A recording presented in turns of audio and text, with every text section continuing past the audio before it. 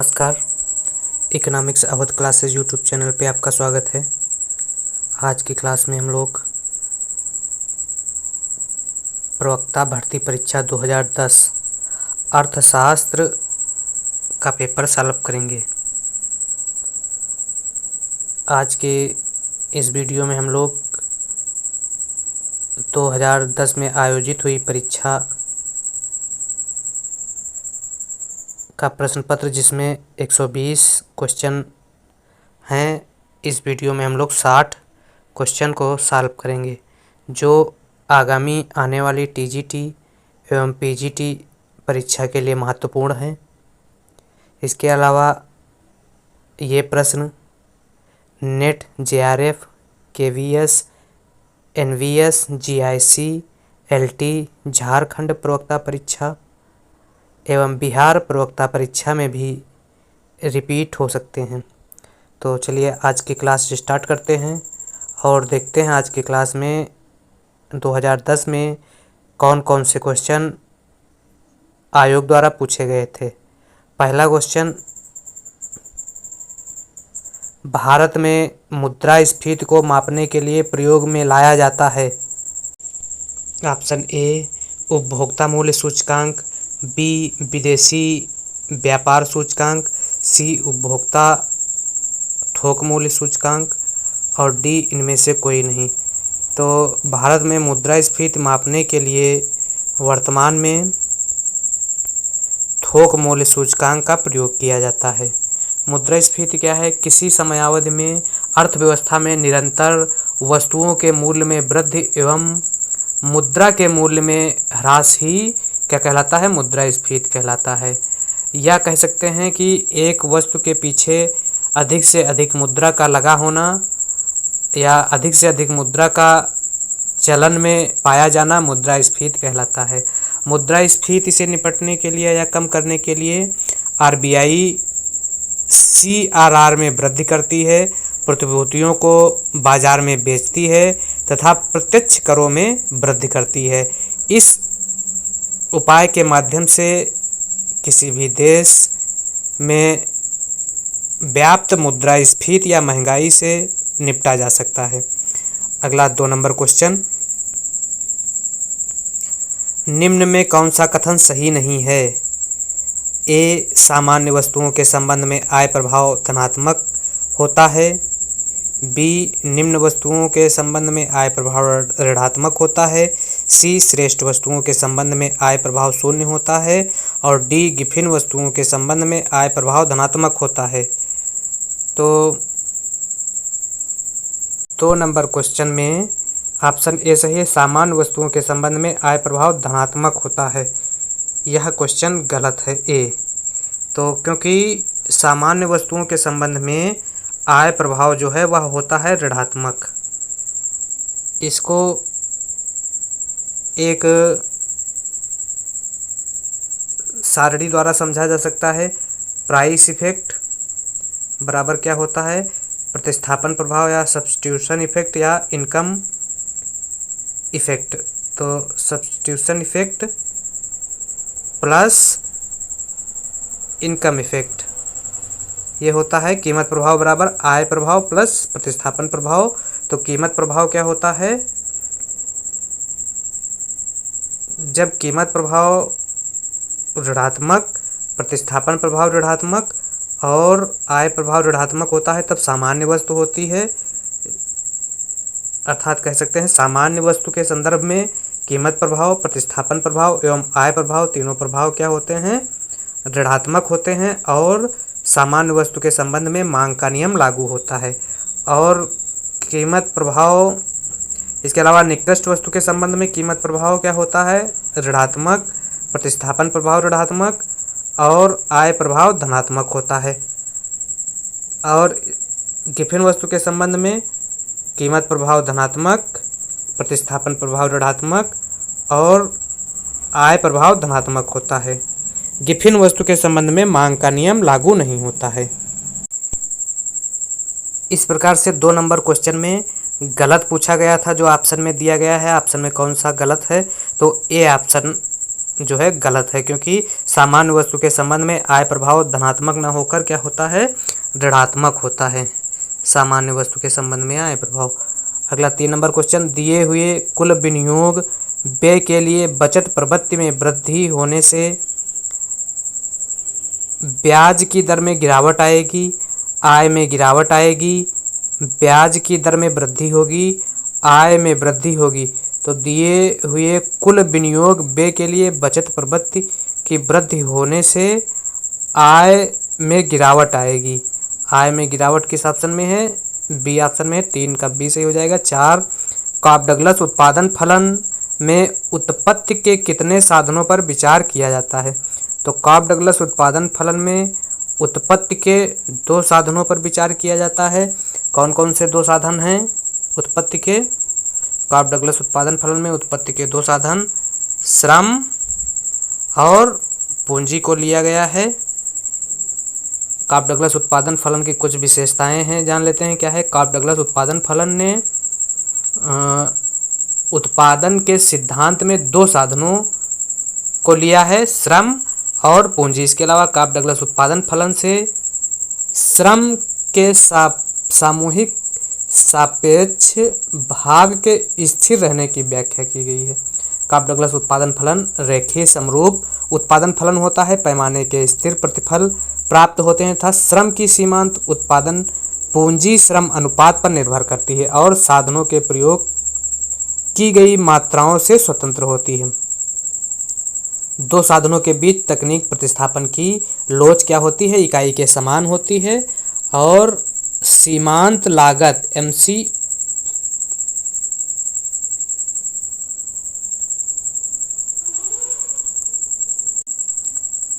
अगला question 5 number question क्या कह रहा है, जब सीमांत लागत कम हो रही हो तो औसत लागत सीमांत लागत से, इसका एक आरेख बना लेते हैं और इसी की सहायता से यह क्वेश्चन सॉल्व हो जाएगा। MC और AC क्वेश्चन में क्या पूछ रहा है, क्वेश्चन में पूछ रहा है जब सीमांत लागत कम हो रही हो, सीमांत लागत जब कम हो रही हो तो औसत लागत सीमांत लागत से क्या है, औसत लागत सीमांत लागत से अधिक है, अधिक है। बी सही हो जाएगा। जब सीमांत लागत कम हो रही हो तो औसत लागत सीमांत लागत से अधिक है या ज़्यादा है। और इसके अलावा दूसरा जो संबंध है MC और AC में, जब MC वक्र AC वक्र को उसके न्यूनतम बिंदु पर काटता है, MC वक्र AC वक्र को उसके न्यूनतम बिंदु पर काटता है, तब MC बराबर क्या होता है, MC बराबर AC होता है। और एक ये संबंध हो गया, दूसरा ये हो गया, और तीसरा संबंध क्या बता रहा है, जब MC वक्र AC वक्र से ज़्यादा है या MC वक्र AC वक्र के ऊपर है तब क्या होता है, AC कम होता है। तो MC और AC वक्र में 3 संबंध बताए गए हैं। पहला संबंध, जब MC वक्र कम है AC से तब सीमांत लागत, तब औसत लागत क्या होती है, अधिक होती है। जब दोनों बराबर, जब MC AC को न्यूनतम बिंदु पर काटता है तब दोनों बराबर होते हैं। और जब MC वक्र AC से ज़्यादा या बढ़ा हुआ होता है तब MC AC के ऊपर होता है और AC क्या होती है, कम होती है। तो इस प्रकार से AC और MC में 3 संबंध बताए गए हैं। अगला क्वेश्चन 6 नंबर, यदि आय 5000 करोड़ रुपए की वृद्धि से बचत में 500 करोड़ की वृद्धि हो जाए तो सीमांत उपभोग प्रवृत्ति होगी। क्या होगी सीमांत उपभोग प्रवृत्ति? सीमांत उपभोग प्रवृत्ति C बराबर होगा आय में परिवर्तन, आय में परिवर्तन माइनस बचत में परिवर्तन बटे आय में परिवर्तन। आय में परिवर्तन माइनस बचत में परिवर्तन बटे आय में परिवर्तन। तो आय कितनी है, आय है 5,000 करोड़ रुपए और बचत कितनी है 500 करोड़ रुपए बटे कितना हो जाएगा 5,000 करोड़ रुपए और गुणे हो जाएगा 100। तो ये 5,000 से कट जाएगा, तो 5,000 से कटेगा नहीं, 5,000 से 500 घटाने पर 4,500 बचेगा। तो 4,500 बटे 5,000 गुणे 100, तो इसको काटने पर 90 आएगा। तो 90% आंसर हो जाएगा इसमें, और 90% जो है सी ऑप्शन में दिया गया है, तो इसका सही हो जाएगा 6 का सी। अगला 7 नंबर क्वेश्चन, भारत में वैट लागू किए जाने की सिफारिश की थी। तो भारत में 1981 में गठित इनडायरेक्ट टैक्सेशन इंक्वायरी कमेटी, जिसके अध्यक्ष LK झा थे, इन्होंने मैन वैट लागू करने का सुझाव दिया। किस वर्ष, 1981 में। तो झा कमेटी ने सर्वप्रथम वैट लागू करने का सुझाव दिया। 7 बी सही है। 8 नंबर क्वेश्चन, प्रति व्यापार किस प्रकार का व्यापार है? घरेलू वस्तुओं में व्यापार, उभयनिष्ठ मुद्रा में व्यापार, वस्तु विनिमय व्यापार, अंतर्राष्ट्रीय विनिमय दर पर व्यापार। तो प्रति व्यापार वस्तु विनिमय व्यापार है। 8 सी सही है। 9 नंबर क्वेश्चन, विश्व बैंक समूह के निम्नलिखित संगठनों को उसके स्थापना वर्ष के अनुसार बढ़ते क्रम में व्यवस्थित करें। बढ़ते क्रम, IBRD की स्थापना 1945 में हुई थी, 1945। IDA की स्थापना सेकेंड नंबर पे है, IDA की स्थापना हुई थी 1960 में। और थर्ड नंबर पे है IFC की स्थापना 1956 में हुई थी। और मीगा की स्थापना 1988 में हुई थी। तो सबसे पहले नंबर पे होगा IBRD की स्थापना 1945, फिर IFC की स्थापना 1956, फिर 1960 आएगा, IDA 1960 और मीगा 1988। तो IBRD फर्स्ट नंबर पे है, फिर IFC थर्ड नंबर पे है।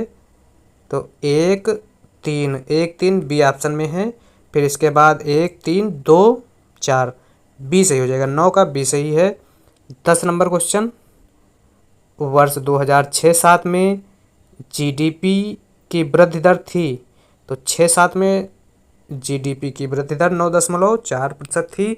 और वर्ष 2022-23 में GDP की जो वृद्धि दर है वह 7.2% वार्षिक बताई गई है। और 2021-22 में GDP की वृद्धि दर कितनी थी, 9.1% थी। अगला क्वेश्चन है 11 नंबर, भारत जैसे देश में जहां बहुत सारे लोग अपनी वास्तविक आय को छिपा ले जाने में सफल रहते हैं, वहां निम्न में से किस कर की वृद्धि सामाजिक न्याय की दृष्टि से उचित होगी? तो प्रत्यक्ष कर जो है वह सामाजिक न्याय की दृष्टि से उचित होता है। और ऑप्शन में संपत्ति कर जो है वह प्रत्यक्ष कर है। तो इस प्रकार से डी सही है, 11 डी सही है। 12 नंबर क्वेश्चन, अंतर्राष्ट्रीय विकास संघ की स्थापना वर्ष है। तो अंतर्राष्ट्रीय विकास संघ IDA की स्थापना 1960 में हुई थी। जिसका हेडक्वार्टर वाशिंगटन डीसी में है। और आईडीए को विश्व बैंक की रियायती ऋण देने वाली खिड़की अर्थात उदार ऋण खिड़की भी कहा जाता है।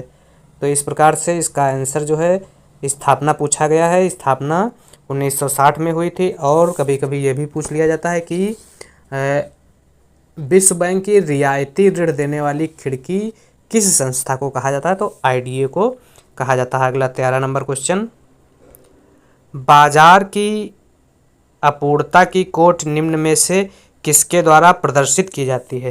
तो बाजार में अपूर्णता की कोटि P माइनस एम सी अपान ई, या कह सकते हैं P माइनस एम सी अपान पी। यह लर्नर द्वारा प्रतिपादित एकाधिकार की शक्ति का सूचक है। तो P माइनस एम सी अपान ई, P क्या है, कीमत है, और एम सी सीमांत लागत को व्यक्त करता है। तो P माइनस एम सी अपान ई जो है 13 नंबर में ए ऑप्शन में है, 13 का ए सही है। अगला 14 नंबर क्वेश्चन, 12वें वित्त आयोग की सिफारिश हैं किस वर्ष के लिए, 2005 से 10 के लिए 12वें वित्त आयोग की सिफारिश है, 14 बी सही है। और वर्तमान में 15वां वित्त आयोग चल रहा है। 15वां वित्त आयोग वर्ष 2021-22 से चलकर 5 वर्ष के लिए 2025-26 से चलेगा, जिसका गठन नवंबर 2017 में किया गया था राष्ट्रपति द्वारा। और अगर 15वें वित्त आयोग के अध्यक्ष की बात की जाए तो एन.के. सिंह 15वें वित्त आयोग के अध्यक्ष हैं। और संविधान के अनुच्छेद 280 के अंतर्गत राष्ट्रपति द्वारा प्रत्येक 5 वर्ष बाद वित्त आयोग का गठन किया जाता है। तो इस प्रकार से 10वें वित्त आयोग का समय पूछा गया था। तो 10वें वित्त आयोग का समय 2005 से 10 के बीच था। अगला 15 नंबर क्वेश्चन, अंकटाड की स्थापना हुई। तो अंकटाड की स्थापना 1964 में हुई थी, जिसका मुख्यालय कहाँ है, जिनेवा में है। UNCTAD United nation conference on trade and development अर्थात कह सकते हैं संयुक्त राष्ट्र व्यापार और विकास सम्मेलन। अंकटाड का गठन व्यापार, निवेश और विकास के मुद्दों से संबंधित उद्देश्यों के लिए किया गया था। 1964 में अंकटाड की स्थापना हुई थी। तो 15 का ए सही है। अगला 16 नंबर क्वेश्चन, दीर्घकाल में सभी लागतें स्थिर होती हैं, परिवर्तनशील होती हैं, स्थिर तथा परिवर्तनशील दोनों होती हैं, न्यूनतम होती हैं। तो दीर्घकाल में जो लागतें हैं वह स्थिर तथा परिवर्तनशील दोनों होती हैं, 16 सी सही है। अगला 17 नंबर क्वेश्चन, विश्व बैंक प्रदान करता है विकासशील देशों को मुलायम ऋण, विकासशील देशों को कठोर ऋण, ए और बी दोनों, उपरोक्त में से कोई नहीं। तो विश्व बैंक विकासशील देशों को मुलायम ऋण प्रदान करता है, 17 ये सही है। 18, निम्नलिखित मांग वक्रों में से कौन सा एक स्थिर लोच वाला वक्र नहीं है, रैखिक, आयातित, अति परवलय या क्षैतिज या ऊर्ध्व। तो आयातीय अति परवलय जो है वह स्थिर लोच वाला वक्र नहीं है, 18 बी सही है। अल्पकाल में किसी फर्म का उत्पादन बढ़ने पर एएफसी क्या होता है, घटता है। उत्पादन बढ़ने पर एएफसी घटता है, जो कैसे आयताकार अति परवलय होता है। एएफसी वक्र कभी शून्य नहीं हो सकता और ना ही कभी ऋणात्मक हो सकता है। एएफसी कभी शून्य नहीं हो सकता है और ना ही कभी ऋणात्मक हो सकता है। एएफसी बराबर क्या होता है, टोटल फिक्स्ड कास्ट बटे उत्पादन की मात्रा, टोटल आउटपुट। एएफसी का सूत्र हो जाएगा, एएफसी बराबर होगा, या कह सकते हैं एएफसी बराबर टीएफसी एटीसी माइनस एवीसी। अगला जो क्वेश्चन है वह क्वेश्चन है 19 सीमांत लागत संबंधित नहीं है कुल परिवर्तनशील लागत से, कुल स्थिर लागत से, औसत परिवर्तनशील लागत से, कुल लागत से। तो सीमांत लागत जो है वह कुल स्थिर लागत से संबंधित नहीं है। तो 19 बी सही है। 20 सीमांत लागत ज्ञात करने का सूत्र है। तो सीमांत लागत ज्ञात करने का जो सूत्र है MCN minus TCN minus TCN minus 1। तो किस ऑप्शन में है? MCN बराबर क्या होगा? TCN minus 1। तो यह किसी ऑप्शन में नहीं है, तो TCN ये प्लस में कर देंगे तो TCN माइनस ए ऑप्शन सही हो जाएगा। 20 ए सही है। अगला 21 नंबर क्वेश्चन। MC किसे कहते हैं? MC क्या है? Marginal cast. एक अतिरिक्त इकाई का उत्पादन करने से कुल लागत में जितनी वृद्धि होती है उसे सीमांत लागत कहा जाता है, MC कहा जाता है। अगला 21 नंबर क्वेश्चन। स्फीति संबद्ध प्रतिरोध स्टैगफ्लेशन से तात्पर्य है उच्च बेरोजगार अवधि में उच्च मुद्रास्फीति। ए सही है। 21 ए सही है। क्या है स्टैगफ्लेशन? ऐसी स्थिति जिसमें स्फीति तथा मंदी दोनों की स्थिति साथ साथ बनी रहे, तो ऐसी स्थिति को स्टैगफ्लेशन कहते हैं। इस स्थिति में क्या होता है कि आर्थिक वृद्धि दर कीमत बढ़ने की दर से धीमी होती है और इस अवस्था में अर्थव्यवस्था उच्च स्फीति तथा उच्च बेरोजगारी से ग्रस्त रहती है। स्फीति की यह दर जिसकी कोई अर्थव्यवस्था बिना किसी प्रतिकूल प्रभाव के वहन कर सके उसे स्फीति की क्या पोषड़ी या इष्टतम दर कहते हैं। पोषड़ी स्फीति की पोषड़ी या इष्टतम दर क्या है?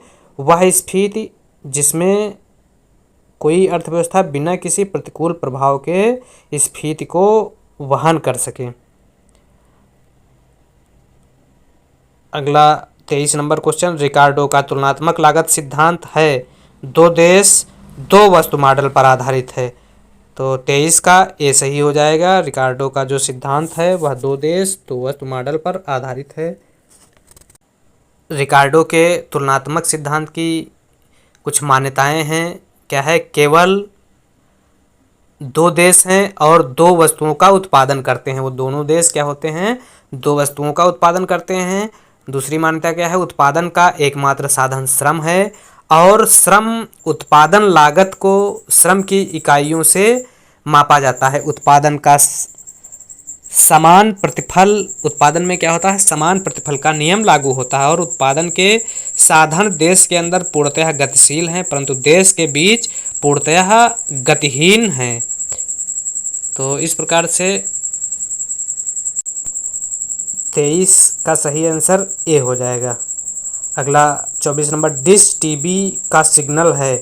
तो डिश टीवी का सिग्नल सार्वजनिक वस्तु, निजी वस्तु, मेरिट वस्तु। तो यह सार्वजनिक वस्तु का सिग्नल है। डिश टीवी का सिग्नल जो है सार्वजनिक वस्तु है। क्या है सार्वजनिक वस्तु? सार्वजनिक वस्तु एक ऐसी वस्तु है जिनका सभी लोग मिलकर इस अर्थ में आनंद लेते हैं कि किसी एक व्यक्ति के उपभोग में वृद्धि किसी दूसरे के उपभोग में बिना कमी के ही कर सकते हैं। मतलब कह सकते हैं कि ऐसी वस्तु को सार्वजनिक वस्तु कहा जाता है जिसका उपभोग बिना किसी दूसरे वस्तु के उपभोग में कमी किए किया जा सकता है। अपवर्जन का सिद्धांत सार्वजनिक वस्तुओं में लागू नहीं होता। मतलब कह सकते हैं किसी वस्तु को उपभोग करने से वंचित नहीं किया जा सकता है या उपभोग से उसको हटाया नहीं जा सकता है, चाहे पैसा वहन करे या ना वहन करे। और सार्वजनिक वस्तु से सबको समान लाभ प्राप्त होता है। उपभोग के संबंध में उपभोक्ताओं में परस्पर प्रतिद्वंदिता की स्थिति नहीं पाई जाती है और सार्वजनिक वस्तुओं की उपलब्धता सरकार द्वारा बजट के माध्यम से की जाती है। और डिश टीवी जो है वह सार्वजनिक वस्तु का एग्जाम्पल है। अगला 25 नंबर क्वेश्चन। यदि अर्थव्यवस्था में इस वर्ष 8% स्फीति आंकी जाए तो इसका अर्थ होगा कि वस्तु उपभोक्ता वस्तुओं की कीमत में 8% की वृद्धि हो गई है। अगर 8% स्फीति आंकी जाए तो इसका मतलब होगा उपभोक्ता वस्तु की कीमतों में 8% की वृद्धि हो गई है। तो 25 ए सही है। 26 मांग की आड़ी लोच होती है सदैव धनात्मक, सदैव ऋणात्मक, स्थानापन्न वस्तुओं के प्रति ऋणात्मक, संयुक्त मांग वाली वस्तुओं में ऋणात्मक। तो मांग की आड़ी लोच जो है संयुक्त मांग वाली वस्तुओं में ऋणात्मक होती है। इसके अलावा मांग की आड़ी लोच अगर 0 है तो वस्तु स्वतंत्र होगी, अगर ऋणात्मक है तो वस्तु पूरक होगी, अगर धनात्मक है तो वस्तु स्थानापन्न होगी, और अगर 0 है तो पूर्ण स्थानापन्न होगी मांग की आड़ी लोच। यहाँ आंसर इसका जो है 26 का डी सही है। अगला, तरलता जाल की अवधारणा किसने विकसित की? Keynes, Friedman, Fisher, Pigou. तो तरलता जाल की अवधारणा कीन्स द्वारा विकसित की गई थी। अगला 28 नंबर क्वेश्चन, शुम्पीटर के अनुसार उद्यमकर्ता आर्थिक लाभ इसलिए कमाता है क्योंकि वह नवप्रवर्तक है। तो शुम्पीटर के अनुसार उद्यमकर्ता आर्थिक लाभ इसलिए कमाता है क्योंकि वह नवप्रवर्तक है। 28 ए सही है। 29 विश्व व्यापार संगठन अंतर्राष्ट्रीय मुद्रा कोष का एक अंग है, गलत। बी संयुक्त राष्ट्र संघ का एक अंग है, गलत। सी एक अमेरिकी व्यापार संगठन है, यह भी गलत। और डी गैट सदस्यों द्वारा स्थापित एक अंतर्राष्ट्रीय व्यापार संगठन है। 29 का सही हो जाएगा डी। गैट सदस्यों क्या है? डब्ल्यूटीओ की स्थापना 1900 जनवरी 1995 को हुई थी। 1995 को मार्केस सहमत के तहत डब्ल्यूटीओ की स्थापना की गई थी। डब्ल्यूटीओ ने 1948 में स्थापित प्रशुल्क और व्यापार पर सामान्य सहमत गैट GATT की जगह ली थी। डब्ल्यूटीओ दुनिया का सबसे बड़ा अंतर्राष्ट्रीय आर्थिक संगठन है और डब्ल्यूटीओ की वर्तमान में सदस्य संख्या जो है वह 164 है और जिसका मुख्यालय कहाँ है? जिनेवा, स्विट्जरलैंड में है।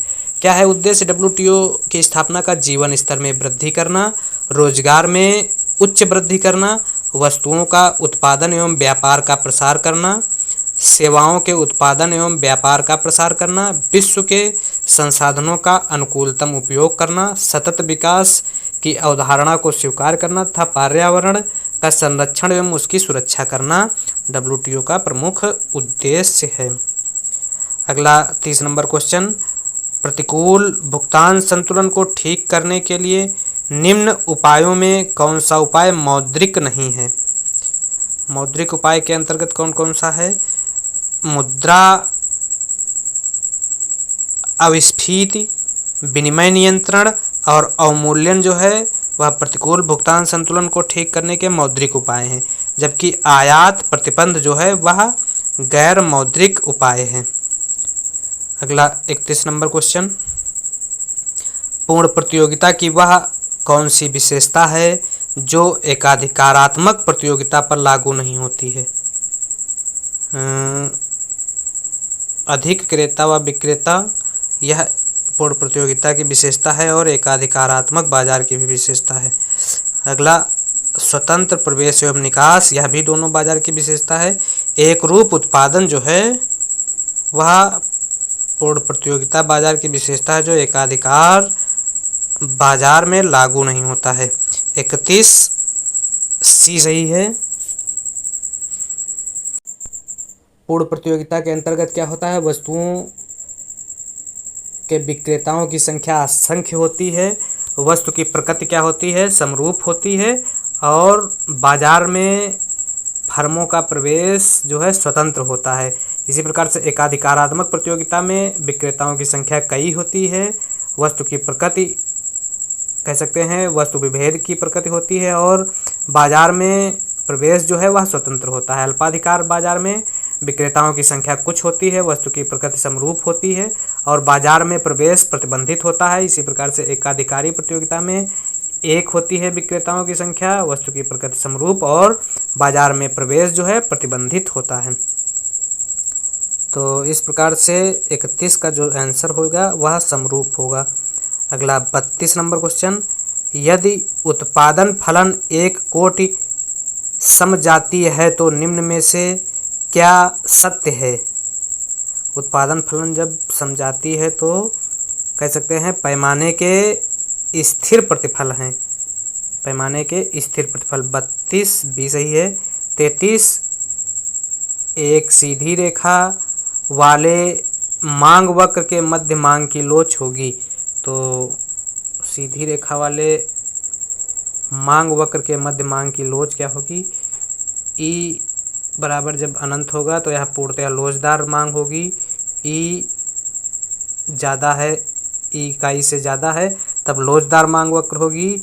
ई बराबर 1 है तो इकाई लोचदार मांग वक्र होगी जो आरामदायक वस्तुओं के संबंध में पाई जाती है।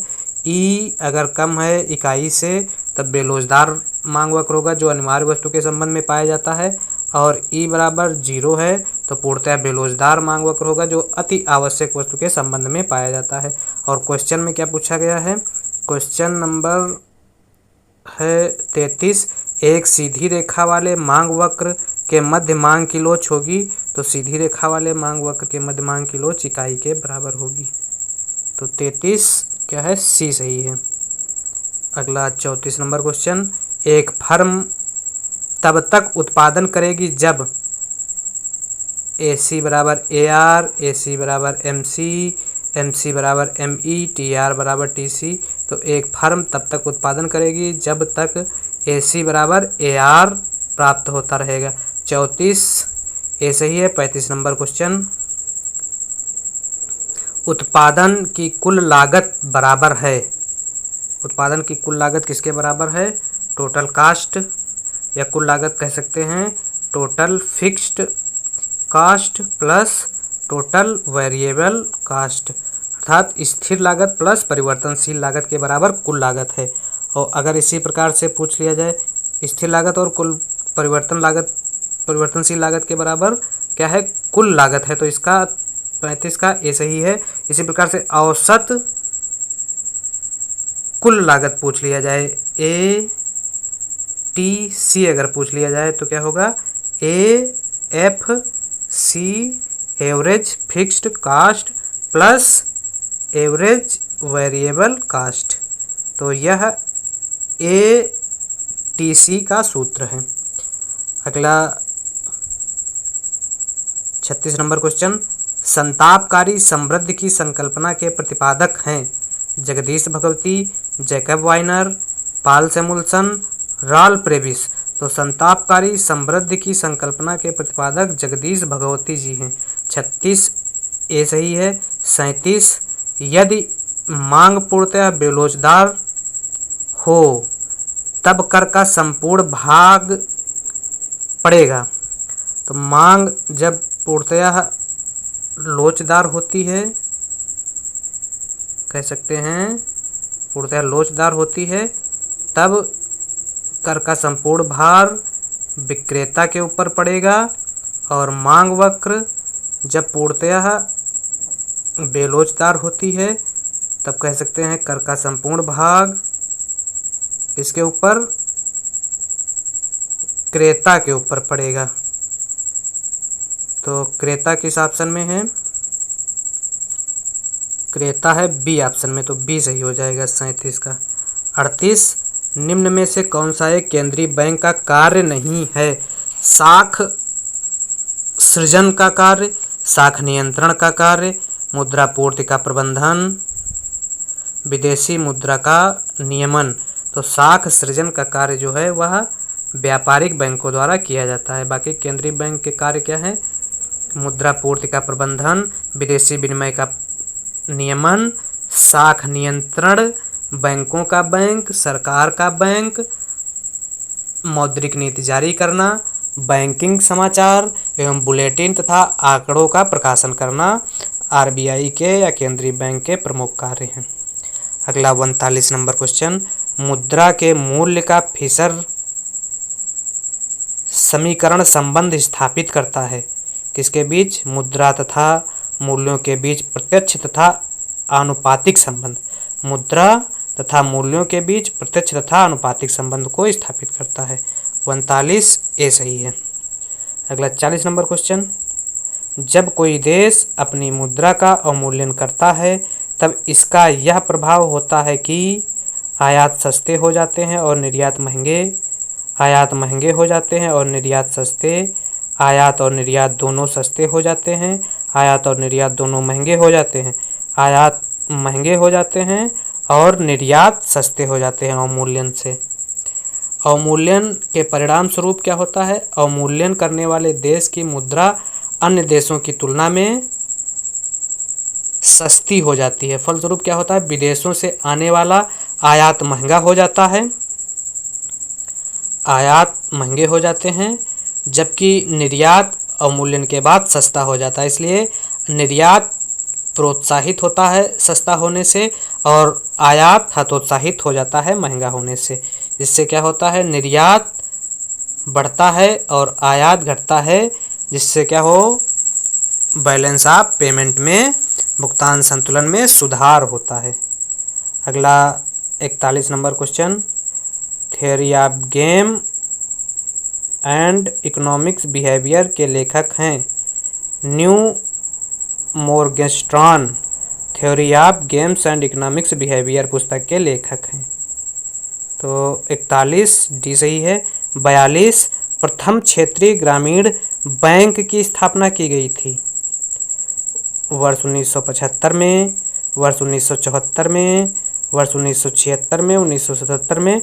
तो प्रथम क्षेत्रीय ग्रामीण बैंक की स्थापना वर्ष 1975 में, 2 अक्टूबर 1975 में की गई थी। 42 ए सही है। 43 नंबर क्वेश्चन, शून्य आधार बजट की अवधारणा के प्रतिपादक थे R Torrens, R Crowther, P A पायर, एजवर्थ। तो शून्य आधारित बजट की अवधारणा के प्रतिपादक पीटर ए पायर थे। सी सही है। 43 सी सही है। शून्य आधारित बजट, बजट का वह स्वरूप है जिसके अंतर्गत प्रत्येक मद को नई मद अर्थात शून्य मानते हुए इसका नए सिरे से मूल्यांकन किया जाता है। इसलिए इसे क्या कहते हैं? शून्य आधारित बजट कहा जाता है। इस अवधारणा को सर्वप्रथम पीटर ए पायर ने वर्ष 1969-70 में प्रस्तुत किया था। शून्य आधार बजट सरकार के व्ययों को नियंत्रित करने तथा उनमें कमी लाने की एक नई बजटिंग तकनीक है। इसमें व्यय की प्रत्येक मद पर इस प्रकार विचार किया जाता है कि वह नई है। भारत में शून्य आधारित बजट प्रणाली वर्ष 1986-87 में अपनाई गई थी।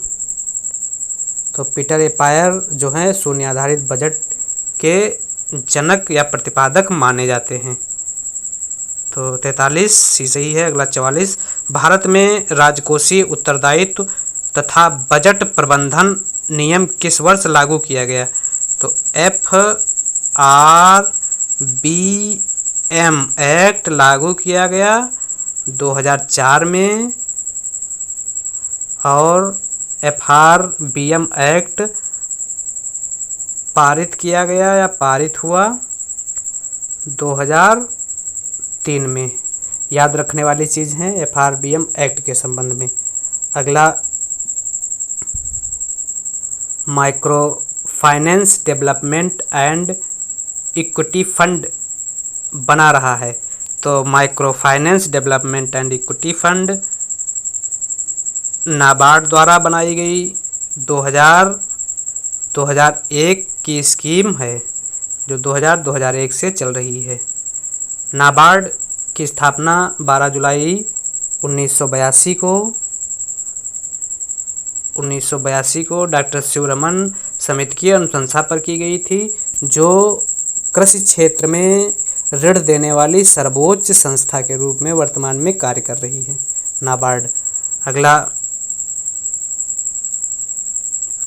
प्रतिष्ठ मुद्रा है ए विधिग्राह्य मुद्रा, आंतरिक मूल्यहीन मुद्रा। इनमें से कोई नहीं, एक था बी, दोनों सही है। तो प्रतिष्ठ मुद्रा जो है विधिग्राह्य मुद्रा है। 46 ए सही है। 47 नंबर क्वेश्चन, यदि उपभोग फलन c बराबर 100 प्लस 0.08y और विनियोग बराबर 50 हो तो संतुलित आय स्तर होगा। तो संतुलित आय स्तर निकालने के लिए y बराबर c प्लस आई और y बराबर C0 प्लस CY प्लस आई। y बराबर क्या हो जाएगा, C0 कितना दिया है 100 प्लस 0.8y प्लस 50, तो y, ये y एक तरफ हो जाएगा, y माइनस 0.8y बराबर ये जुड़ जाएगा 100 और 50 तो 150 हो जाएगा। अब एक है एक तो 0.2y बराबर हो जाएगा 150,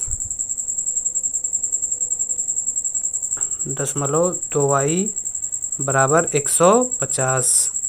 अब y बराबर क्या हो जाएगा 150 बटे 0.2, तो 0 हटेगा तो इधर 0 बढ़ जाएगा, तो y बराबर कितना आ जाएगा, इसको भाग करेंगे 1500 को 2 से तो 750 आ जाएगा। तो y बराबर जो है राष्ट्रीय आय क्या है, या आय कह सकते हैं, संतुलित आय का स्तर जो है वह हो जाएगा 750, बी ऑप्शन सही है। 48 व्यावसायिक मंदी से निपटने के लिए कीन्सियन सिद्धांत विशेष रूप से किस नीति को अपनाए जाने का सुझाव देते हैं। तो कीन्सियन सिद्धांत में विशेष रूप से मौद्रिक नीति, राजकोषीय नीति, कृषि नीति, पर्यावरणीय नीति। तो राजकोषीय नीति जो है मंदी से निपटने के लिए कीन्स सुझाव राजकोषीय नीति का देते हैं। 48 बी सही है। 49 बेरोजगारी की दर तथा स्फीति दर के बीच अल्पकालीन आनुभाविक संबंध को औपचारिक रूप प्रदान किया किसने, James Tobin, A.W. Phillips, P.A. Samuelson, James Keynes. तो मुद्रास्फीति एवं बेरोजगारी के बीच अल्पकालीन जो आनुभाविक संबंध है वह A.W. फिलिप्स द्वारा प्रदान किए गए थे। 49 ए सही है, ओ बी सही 49। 50 वितरण के उत्पाद निःशेष सिद्धांत में निम्न में कौन सा कथन सही नहीं है। प्रत्येक कारक को उसकी सीमांत उत्पादकता के अनुसार भुगतान किया जाता है। प्रत्येक कारक को उसकी सीमांत कीमत के अनुसार भुगतान किया जाता है, यह गलत है।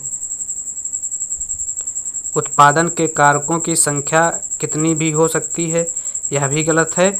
ए सही है। इसमें पूछ रहा है कौन सा गलत नहीं है। क्यों गलत नहीं है ए, क्योंकि प्रत्येक कारक को उसकी सीमांत उत्पादकता के अनुसार ही भुगतान किया जाता है।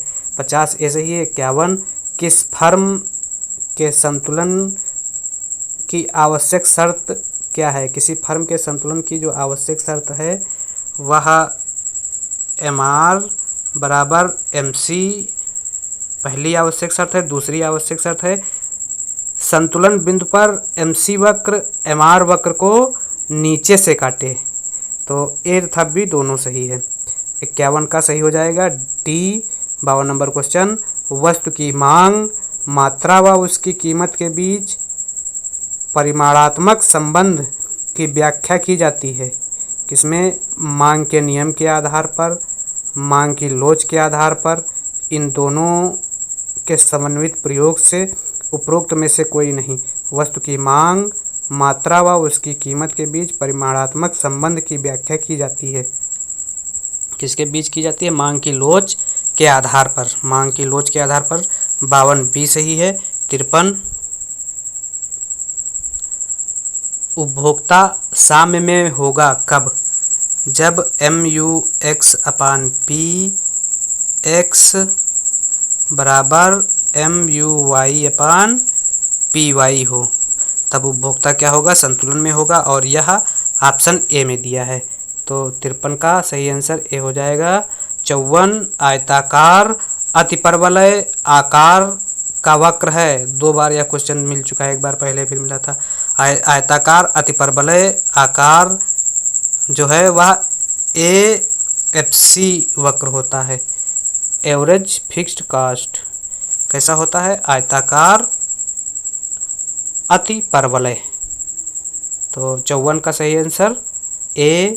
55 नंबर, स्फीतिकारी प्रवृत्ति को नियंत्रित करने के लिए प्रयोग किया जाता है भारतीय रिजर्व बैंक का। भारतीय रिजर्व बैंक प्रयोग कर रहा है किसका? बैंक दर, ठीक। नगद आरक्षी अनुपात, ठीक। रेपो दर, ये भी सही है। सर्वाधिक नकदी अनुपात। तो स्फीतिकारी प्रवृत्तियों को नियंत्रित करने के लिए RBI सभी का प्रयोग करती है। 55 D सही है। 56 अंतर्राष्ट्रीय व्यापार के प्रतिष्ठित सिद्धांत के अनुसार 2 देश व्यापार इसलिए करते हैं कि परिवहन लागत महत्वपूर्ण है, समाज को श्रेष्ठ वस्तुएं उपभोग के लिए प्राप्त होती हैं, देश प्रशुल्क लगाते हैं, उत्पादन की दशाएं भिन्न हैं। तो अंतर्राष्ट्रीय व्यापार के प्रतिष्ठित सिद्धांत के अनुसार 2 देश व्यापार इसलिए करते हैं क्योंकि उत्पादन की दशाएं भिन्न भिन्न हैं। 56 D सही है। 57 भारतीय स्टेट बैंक की स्थापना हुई थी गोरेवाल समिति की संस्तुति पर, LK झा समिति की संस्तुति पर, रेड्डी समिति की संस्तुति पर, अशोक मेहता समिति की संस्तुति पर। तो भारतीय स्टेट बैंक की स्थापना गोरेवाला समिति की संस्तुति पर की गई थी। 57 A सही। 58 कर कीमत में जुड़ जाता है जब पूर्ति अत्यधिक लोचदार हो, पूर्ति पूर्णतया लोचदार हो, मांग अत्यधिक बेलोचदार हो। कर कीमत में जुड़ जाता है जब मांग क्या हो? अत्यधिक बेलोचदार हो। यदि कर की दर सभी आय वर्गों के लिए समान हो तो कर होगा प्रगतिशील, प्रतिगामी, आनुपातिक, ये सभी। तो जब कर की दर सभी आय वर्गों के लिए समान हो तो ऐसे कर को आनुपातिक कर कहा जाता है। क्या है आनुपातिक कर? कर के आधार में परिवर्तन होने पर भी कर की दर समान रहती है, ऐसे कर को क्या कहते हैं? आनुपातिक कर कहते हैं। इसके अलावा प्रगतिशील कर क्या है? इस कर प्रणाली में आय की वृद्धि के साथ कर दर में भी वृद्धि होती है और इसमें करदाता की आय जितनी अधिक होती है उतने ही अधिक अनुपात में वह कर अदा करता है। यह कर प्रणाली आय की असमानताओं को कम करती है। और प्रतिगामी कर में,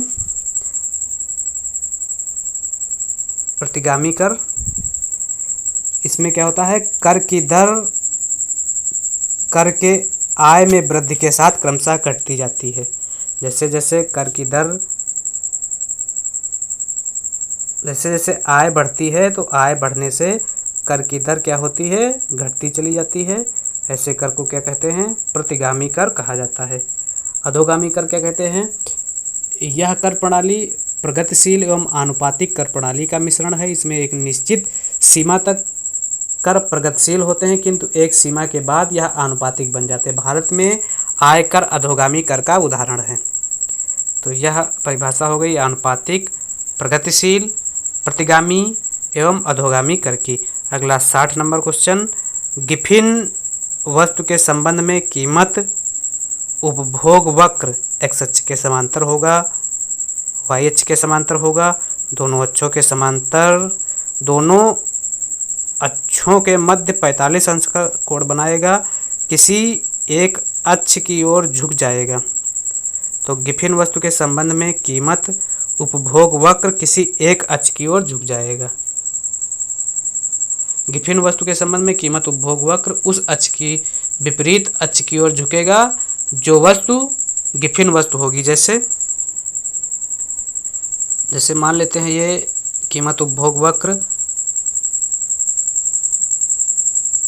वाई अक्ष की तरफ झुक गया, तो वाई अक्ष की तरफ झुकने का मतलब हुआ कि एक्स वस्तु जो है वह गिफिन वस्तु है, क्योंकि जो वस्तु गिफिन होगी उसके विपरीत जब PCC कीमत उपभोग वक्र झुकता है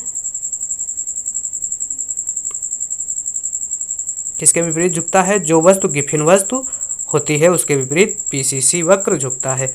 और इस आरेख में, सेकंड आरेख में, पीसीसी एक्स अक्ष की ओर झुका है, तो कह सकते हैं कि वाई वस्तु जो है वह गिफिन वस्तु है।